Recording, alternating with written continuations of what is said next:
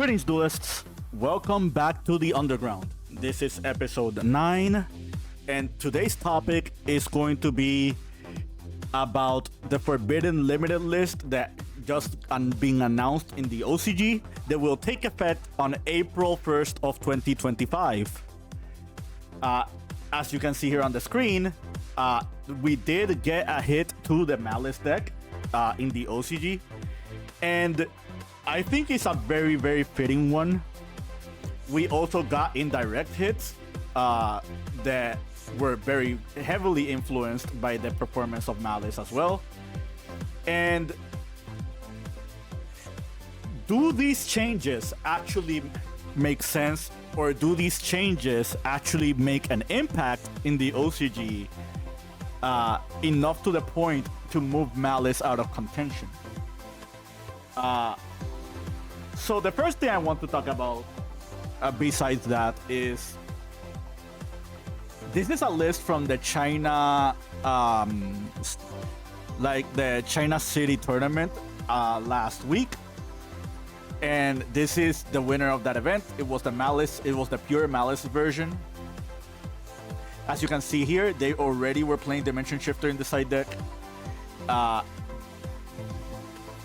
This is the grass variant of Malice. It also topped that event. It made it to top 4. This one is not playing Shifter in the main, but they are playing it in the side deck.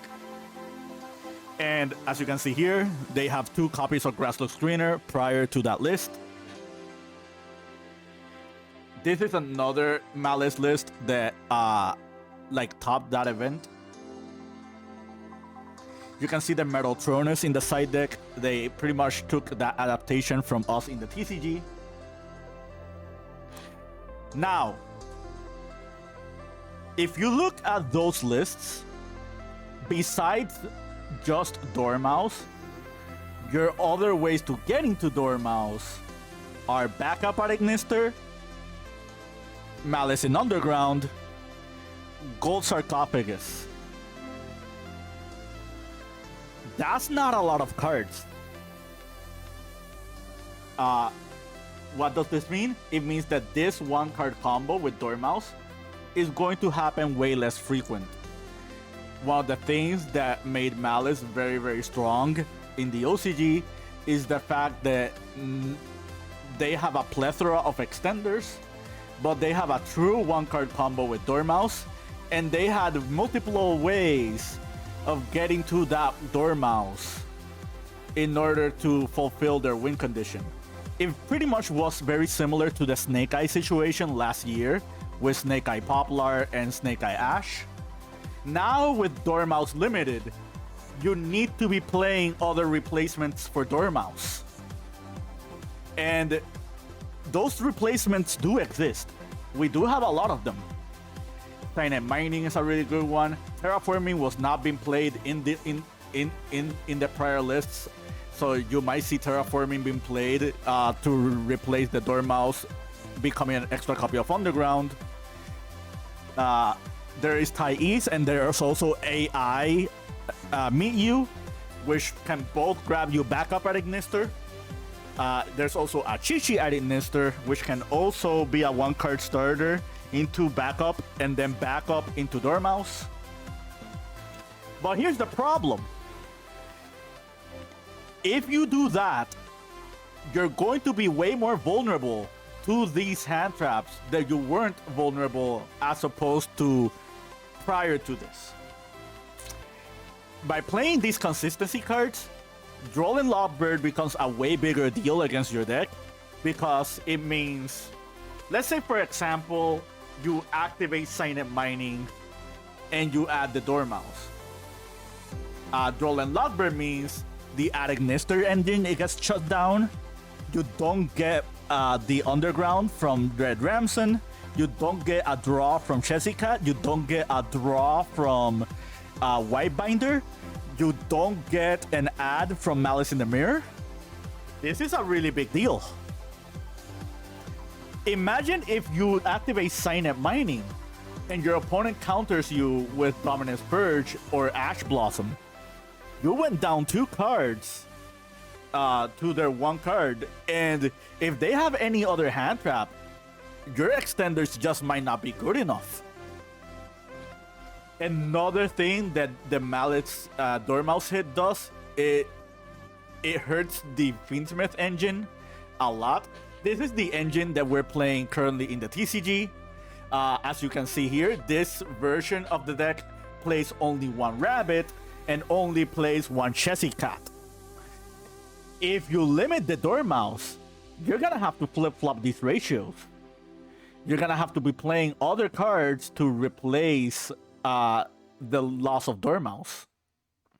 And that's just gonna be very awkward, like, into this engine.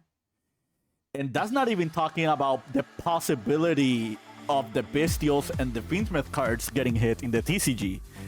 Like, if all those hits happen alongside the Dormouse hit, I don't see the Fiendsmith engine being very viable, at least like in the foreseeable future. At least it's not viable in the OCG. So the other thing I want to talk about is specifically Dimension Shifter. So I'm gonna be showing you a few decks that also topped this China City tournament the past weekend. This made it to top 16. This made it to top 16. This made it all the way to top 4. All these decks had an unfair disadvantage against Malice because of Dimension Shifter. And that's not even talking about other really strong decks like Memento, White Forest. Like, there are other strategies that are from Alliance Insight. And that's not even talking about Yummy and Dragon Tail as well. All those decks that were weak to Shifter now have a way stronger chance against Malice because the probabilities of opening the Shifter are way lessened. In the OCG specifically, they still have 2 copies of Call by the Grave, as opposed to us in the TCG that only have 1 copy. So they have more ways to deal with Shifter than the Shifter itself resolving. Adding to that, all these decks are already playing Artifact Lancia, and some of them are already playing Droll Logbird, which now becomes a very strong silver bullet against Malice. So, if you take that equation, it pretty much means that the cards that hurt the rogue decks from Malice side are less than the cards that hurt Malice from the other deck side. This is all strictly theory. We haven't seen OCG results yet, but at least on paper, it's looking very, very strong against Malice's favor. Now, I want to show you some adaptations that some players have been doing. This is a deck from Breaker 1864. I will post their list in the description. Breaker is a really good OCG player. They literally won a 3v3 tournament last week with the Dragon Tail deck, which was 7 rounds of Swiss. So, basically, their explanation behind this list is that with the Shifter now limited, you have to play other cards besides just Shifter in order to counteract Yummy. The Yummy archetype deck has actually been performing super well in the OCG, meaning that they have to respect that deck. That's why you see the Bestials in the main deck besides just the Dimension Shifter. If you noticed about this list, they're also playing Signet Mining to replace the loss of Dormouse. But now we enter a new problem. Signet Mining conflicts with Dimension Shifter. And I know that doesn't sound like a big deal because they're already playing other cards that conflicted with Shifter, like for example, Droll and Lockbird and Maxi. But as opposed to Droll and Lockbird and Maxi, Maxi and Droll are just hand traps you can hold for future turns, while the Silent Mining is a consistency card that you probably want to resolve if you want to get your engine started in the Malice deck. You also see that they're maxing out on Chessy Cat. They pretty much just want as many Malice names as possible. This is a list from Buramaji. You probably remember this from the last video where I talked about TB11 not being played. They also took a very similar approach by main decking the Shifter as well as main decking Bestials.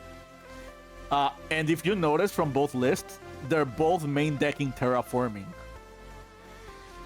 This list does play TB11 because they played Malice in the Mirror.